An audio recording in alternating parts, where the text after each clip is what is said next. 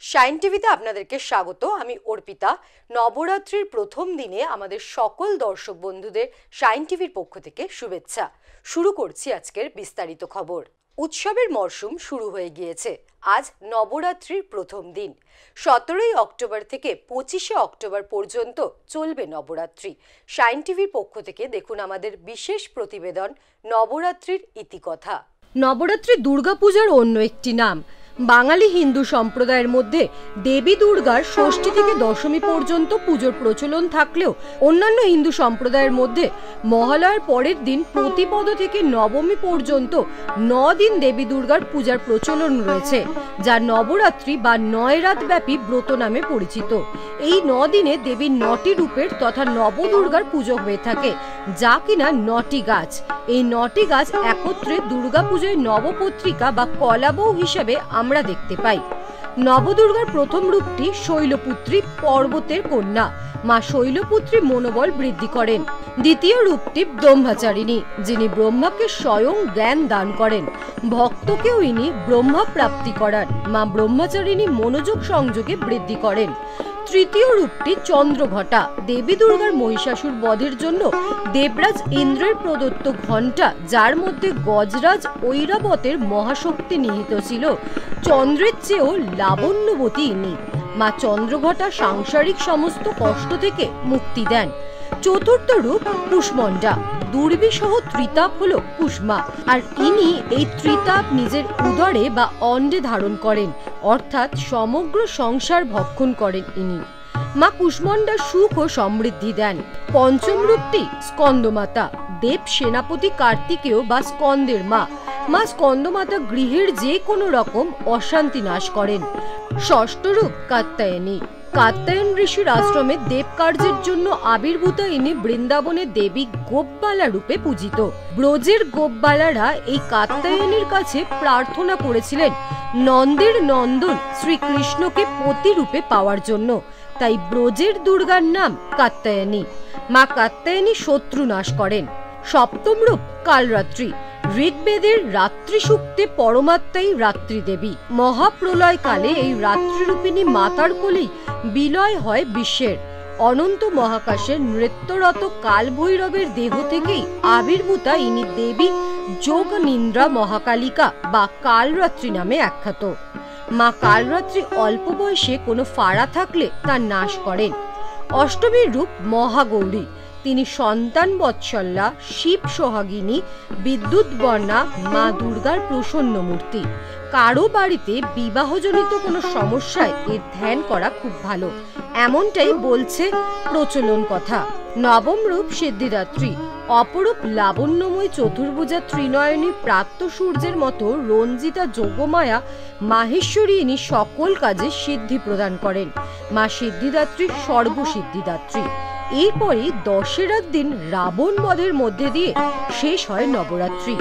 এই দিন সকলে ডান্ডিয়া নাচের মধ্যে দিয়ে নবরাত্রি পালন করে থাকেন। গতকাল রাত 10:30টা নাগাদ 31 নম্বর গণেশচন্দ্র অ্যাভিনিউয়ের এক 7তলা ভবনের একতলায় ভয়াবহ আগুন লাগে। দ্রুতই ওই আগুন ছড়িয়ে পড়ে বলেই জানা গিয়েছে। ঘটনাস্থলে দমকলের 10টি ইঞ্জিন গিয়ে আগুন নিয়ন্ত্রণে এনেছিল।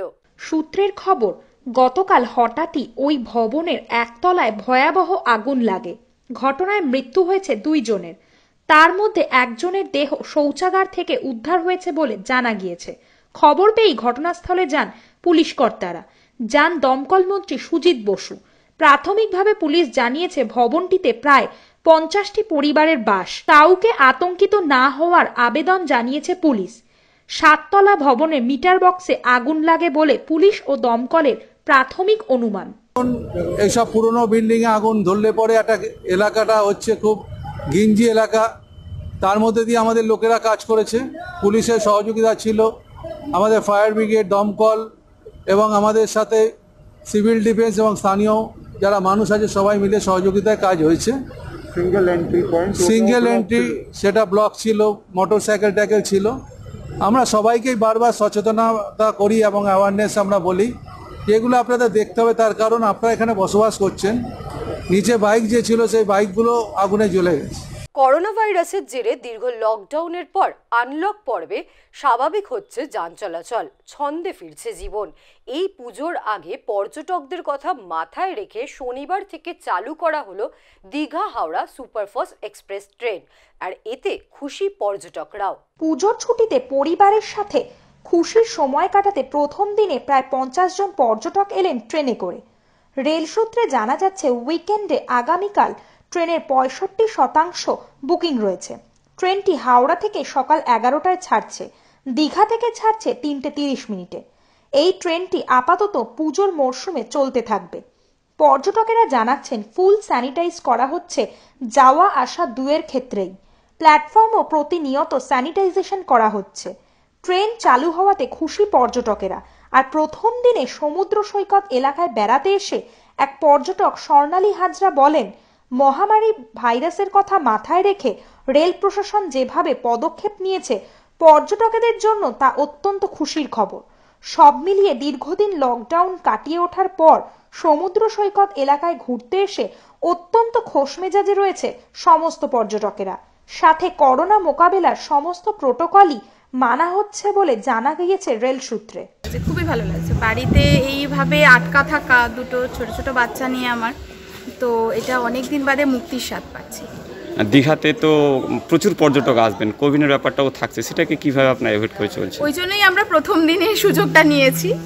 হয়তো এর পরে হয়তো আমরা আসতে পারতাম না বা ভাবতে হতো আর কি, কিন্তু সেই কারণেই এই সুযোগ। ট্রেনের স্যানিটাইজারের ব্যবস্থাটা কেমন দেখলেন? ভীষণ ভালো, পরিষ্কার পরিচ্ছন্ন, ভীষণভাবে ভালো, সব কিছুই ভালো। আজকে তো যাত্রীও অনেক কম ছিলেন, সেক্ষেত্রে পরবর্তীকালে ট্রেনটা চালালে যদি যাত্রীর সংখ্যাটা একটু মেপে করা যায় তাহলে আমার মনে হয় যাত্রীদের আসতে অসুবিধা হবে না বা পর্যটকদের। ফিরে আসছে একটি ছোট্ট বিরতির পর। দেখতে থাকুন শাইন টিভি 24x7।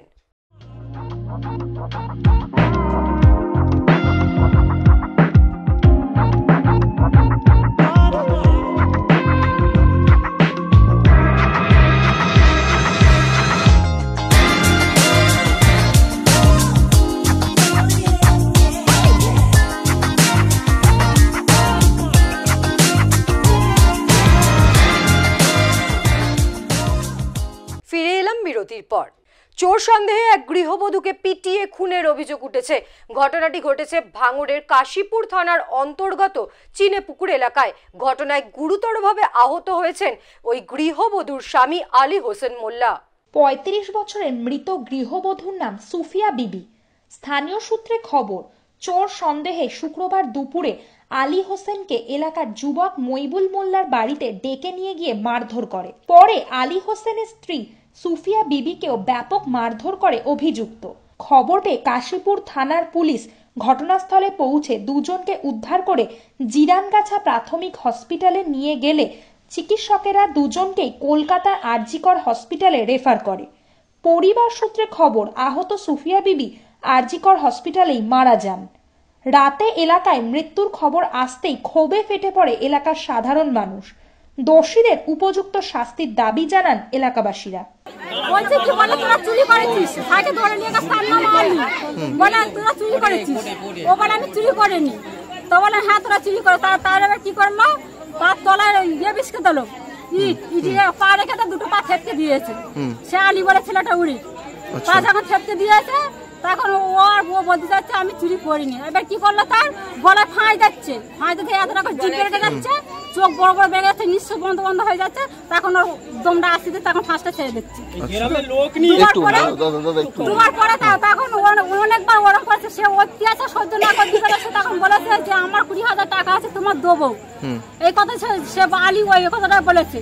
বলার পরে আলীর বাড়িতে তারা হামলা করেছে। হামলা করলে ও মেয়েটা আলীর বউ বা ঘরে ছিল, ও তখন মেয়ে ছিল, ও শাড়ি পরার টাইম পায় না, ও ভিজে গায় একজনের বাড়ি গিয়ে ছাদের উপরে গিয়ে দুতলার উপরে নুকতেছিল। তারাও জানে না যে তাদের ঘরে নুকতেছিল, তারাও জানে না যে সেখানে নুকতে রয়েছে। এবার তারা মানে 10-15টা মেয়ে ছেলে, আমরা 50-60টা ব্যাটা ছেলে এসে সেই দুতলার উপর থেকে চুল ধরে হিড়ি করে টেনে টেনে নিয়ে গিয়ে মেরে পুলিশ ভ্যানে তুলে দিয়েছে। তারপর তুলে দেওয়ার পরে আমরা এখন ও ছেলেকে সন্ধ্যাবেলা এসে ওরা নিয়ে গেছে যে ও চালিয়ে ওরা থানায় ধরে দিচ্ছে, ওরা থানায় চলে গেছে। তোর দরকার ওর একটা ছেলে আছে 15 বছর বয়সে, ছেলেকে তুলে নিয়ে চলে গেছে। মানে আলীর বউকে কি পিটিয়ে মেরে দিয়েছে? আলীর বউকে পিটিয়ে মেরে দিয়েছে।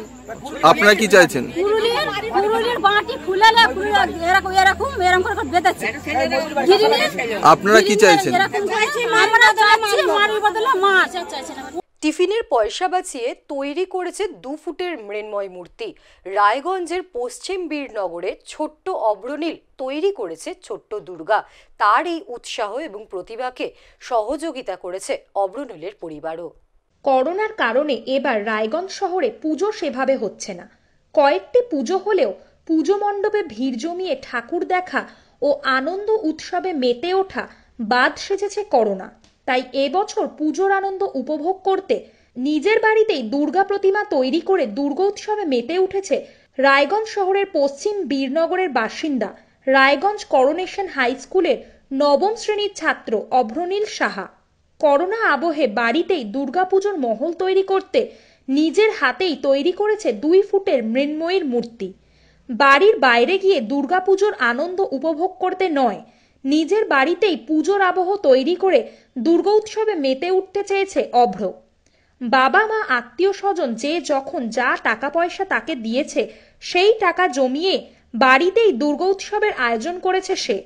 প্রায় 1 মাস ধরে কাদা মাটি রং তুলি দিয়ে সে তৈরি করেছে 2 ফুটের দুর্গা, আর তা দিয়েই পুজো হবে অভ্রনীলের বাড়িতে। এটা আমার মাথায় বলতে এই বছর করোনা আবহে প্রতি বছরের মতো এই বছর হয়তো পুজোটা হচ্ছে না। আমরা জানি যে এই বছর পুজোটা অনেকটাই অন্যরকম হচ্ছে। তাছাড়াও ছোটোবেলা থেকে আমি টুকটাক বানাতাম, তবে এই বছর মাথায় এলো যে করোনা আবহে তো বেশিরভাগ আমরা বাইরে ঠাকুর দেখতে যাব না, তো বাড়িতে যদি আমার বানানোর প্রতিমাটা থাকে তাহলে একটা পুজো ভাব মনে হয়। তাছাড়া পুজোর আগে এই করোনা আবহে আমরা সবাই বাড়িতেই আছি অনলাইন ক্লাসের পাশাপাশি। পুজোর আগে এই প্রতিমা তৈরি করার যে ব্যস্ততা সেটাতে একটা আলাদাই আনন্দ আসে এবং খুব ভালো লাগে সেটার জন্য। ফিরে আসছে একটি ছোট্ট বিরতির পর। দেখতে থাকুন shine TV 24x7। Shine Production, artist website and apps. Registration free. Log on to www.shineproduction.in. Get it on Google Play. Shine Trips. Find the cheapest flight, hotel, bus booking, no hidden cost. We guarantee the rate you see is the rate you pay. Log on to www.shinetrips.com. ফিরে এলাম বিরতির পর। এবার পাগড়িকাণ্ডে পথে নেমেছে ex serviceman Bengal forum. আজ ধর্মতলার গান্ধী মূর্তির পাদদেশে তারা শান্তিপূর্ণ অবস্থান করেছে। মূলত বলবিন্দর সিং এর মুক্তির দাবিতে এই অবস্থান করেছেন তারা। বিজেপি নবান্ন অভিযানে ধৃত বলবিন্দর সিং এর পাগড়ি খোলা নিয়ে শুরু হয়েছে রাজনৈতিক তরজা। শনিবার বলবিন্দর সিং এর মুক্তির দাবিতে ধর্মতলায় গান্ধী মূর্তির পাদদেশে শান্তিপূর্ণ অবস্থান করলেন এক্স সার্ভিসম্যান বেঙ্গল ফোরাম। এ সংগঠনের এক কর্মকর্তা জানিয়েছেন, বিনা দোষে বলবিন্দর সিংকে গ্রেপ্তার করা হয়েছে। পাশাপাশি একজন এক্স আর্মিকে রাজ্যের পুলিশ যেভাবে অসম্মান করেছে আমরা কখনো তা মেনে নেব না। অবিলম্বে বলবিন্দর সিংকে মুক্তি দিতে হবে। সিং এক্স সার্ভিসম্যান, একদম আনকন্ডিশনালি ওনাকে রেহাই দিতে হবে এবং যে পুলিশ ওনার উপরে এই আচরণ করেছে তার বিরুদ্ধে একটা শাস্তি দেওয়ার ব্যবস্থাও দাবি আমরা তুলেছি। বড় ব্যাপার যে একটা আমাদের সেনাবাহিনীতেও যারা আমাদের শিখ সোলজার আছেন, অফিসার আছেন, তাদেরকে কিন্তু পুরো এইভাবেই সম্মান আমরা দিই। আর একটা ধর্মীয় ব্যাপারটা তো রয়েছে, সাথে সাথে আমাদের একজন এক্স সার্ভিসম্যান, তার অপরাধটা কি? ও একটা লাইসেন্স পিস্তল নিয়ে যদি একটা ব্যক্তিকে প্রোটেকশন দিয়ে যদি তার রুজি রুটি যদি উপার্জন করছে, তাতে ওয়েস্ট বেঙ্গল পুলিশ বা যে কোনো রাজ্যের পুলিশের কি যায় আসে? সেখানে তার উপরে যে ধারারগুলো লাগানো হয়েছে তার মধ্যে 307, তার মধ্যে আর্মস অ্যাক্ট, তার মধ্যে মহামারীর অ্যাক্ট, মানে যা পেরেছে তারা সব আইন, মানে আইপিসি 12খানা ধারা লাগানো হয়েছে। চাইছি সসম্মানে সর্দার বলবিন্দর সিংকে রিহাই ইমিডিয়েটলি, আর ভবিষ্যতে যেন কোনো পূর্ব সৈনিকের উপরে এই ধরনের আচরণ পুলিশ করার আগে 4 বার বিচার চিন্তা ভাবনা করবে। আজ দুর্গাপুরের পুজো মণ্ডপগুলি পরিদর্শন করেছেন আসানসোলের দুর্গাপুর পুলিশ কমিশনার সুখেশ জৈন। এই করোনার সময় সরকারি সকল নিয়মবিধি মেনে চলার কথাই বলেছেন পুজো কমিটিগুলিকে। শনিবার দুর্গাপুরের বড় পূজা মণ্ডপগুলি ঘুরে দেখলেন আসানসোল দুর্গাপুর পুলিশ কমিশনার সুখেশ জৈন সহ প্রশাসনিক উচ্চপদস্থ আধিকারিকেরা। এই দিন উপস্থিত ছিলেন পুলিশ কমিশনার সহ ডিসি অভিষেক গুপ্তা এবং প্রশাসনের উচ্চ পদস্থ আধিকারিকেরা। প্রথমে ঘুরে দেখলেন দুর্গাপুরের মাকর্ণী দক্ষিণ পল্লীর পূজা মণ্ডপ। করোনা পরিস্থিতিতে হচ্ছে দুর্গাপুজো। মাকর্ণী পূজা কমিটিকে সমস্ত সরকারি নিয়মাবলী মেনে চলার কথা জানানো হয়।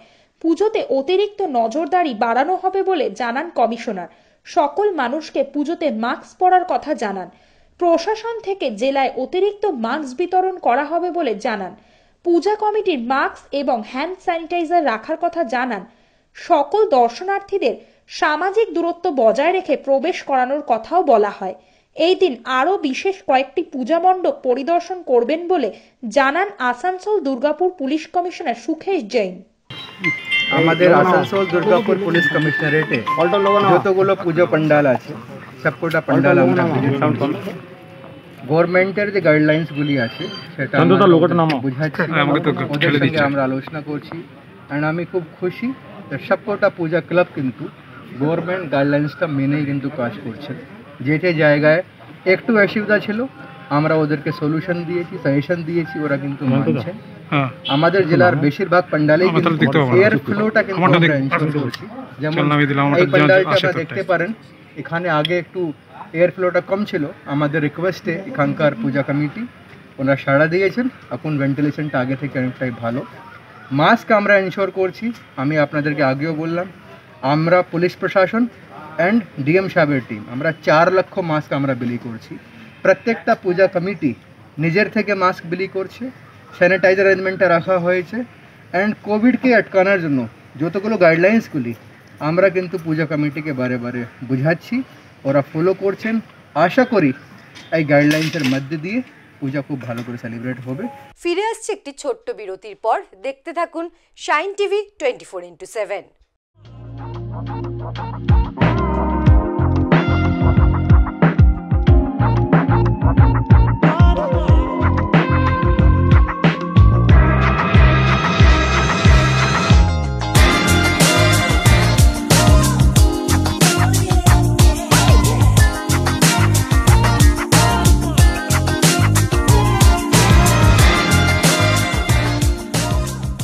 ফিরে এলাম বিরতির পর। রহস্যজনকভাবে এক মহিলার মৃত্যু ঘিরে চাঞ্চল্য ছড়িয়েছে কুলটি থানার অন্তর্গত নিয়ামতপুর ফাঁড়ি এলাকায়। জানা গিয়েছে কিছুদিন আগেই ওই মহিলা এক সন্তানের জন্ম দেন। তারপর থেকেই অসুস্থ ছিলেন তিনি। গতকাল রাত্রে তার অসুস্থতা বেড়ে যাওয়ায় তাকে হাসপাতালে নিয়ে গেলে চিকিৎসক ওই মহিলাকে মৃত বলে ঘোষণা করেছে। হঠাৎ কি এমন হলো, কি কারণে ওই মহিলার মৃত্যু হলো, এই নিয়ে চাঞ্চল্য ছড়িয়েছে এলাকায়। সূত্রের খবর, ঘটনাক্রমে চীনাকুড়ি ৯-১০ নম্বর লাইন পারের রাজকুমার পাসওয়ানের বছর ২৭ স্ত্রী কয়েকদিন আগে এক সন্তানের জন্ম দেয়। গত ২ দিন আগে তার শরীর খারাপ হয়।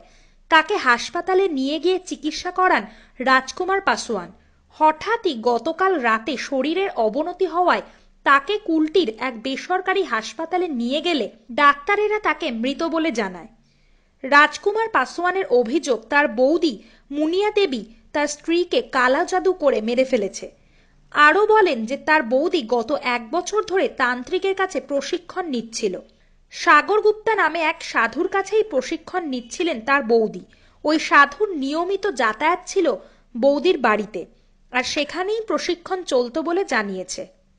साल भर से बीता है, उसको घर में रखता रहा, घर में पूजा होता रहा, घर में नहाता रहा, घर में उसको पैखाना मैदान खाना पीना सब घर में करता रहा। और कोई अगल बगल के पूछता रहा तो बोलता रहा मेरा घर में कोई नहीं है। 24 घंटा केवाड़ी बंद रहता। जब हम ये घर में आते थे तो उसको साधु की आवाज़ खाली सुनते थे डेली। तो यहाँ वाला आदमी हम लड़का लोग के कितना के बोले, औरत के भी कितना बोले, मगर कोई लड़का नहीं हमको कुछ बोलना, और कोई औरत भी नहीं साथ दिया। तो हम अकेले क्या कर सकते हैं? हम सबको बोले कि देखो साधु घर में है, जरूर दुर्घटना यहाँ करेगा। उसका बाद में वो औरतिया का बोलता है कि जब तक ले यहाँ से हम रंथी नहीं उठाएगा तब तक ले हमको आत्मा शांति नहीं होगा। हाँ। हम लोग के किसी के उठाएंगे मगर बिना उठेले हम यहाँ से हटेंगे नहीं, चाहे यहाँ हम रहें या चाहे न रहें के, जहाँ मर्जी वहाँ हम चला जाएंगे तो कहूँ हमको मिल ही जाएगा जगह, मगर यहाँ से हमको कोई मतलब नहीं, हम किसी के मारिए के जाएंगे यहाँ से। सधुआ भी बोलता रहा और वो भी बोलता रहा, दोनों मिल के एक दिन बोला मारेगा एकदम पूरा अमावस्या के दिन में वो किया है। रात में 12 बजे 2 बजे रात के निकल के वो नंगटे पूजा दोनों आदमी करता रहा। हम कितना बार उसको देखे हैं, बहुत बार देखे हैं, तो हम क्या कर सकेंगे अकेले औरत होके। আজ দুপুর 1টা নাগাদ উত্তর কলকাতা জেলার বিজেপি সভাপতি শিবাজী সিংহ রায়ের নেতৃত্বে এক প্রতিনিধি দল রাজ্যপাল জগদীপ ধনকরের কাছে স্মারকলিপি জমা দিয়েছেন। মূলত বেলেঘাটা বিস্ফোরণের এনআইএ তদন্তের দাবিতে এবং নবান্ন অভিযানের সময় শিবাজী সিংহ রায়ের ওপর পুলিশের আক্রমণের প্রতিবাদে এই স্মারকলিপি জমা দেওয়া হয়েছে। সম্পূর্ণ বিষয়টি খতিয়ে দেখার আশ্বাস দিয়েছেন রাজ্যপাল জগদীপ ধনকর। শাইন নিউজ আজকের মতন এই পর্যন্তই। আরও একবার শাইন নিউজের সকল দর্শক বন্ধুদের নবরাত্রির শুভেচ্ছা। দেখতে থাকুন শাইন টিভি 24x7, সবার সাথে সবার কাছে।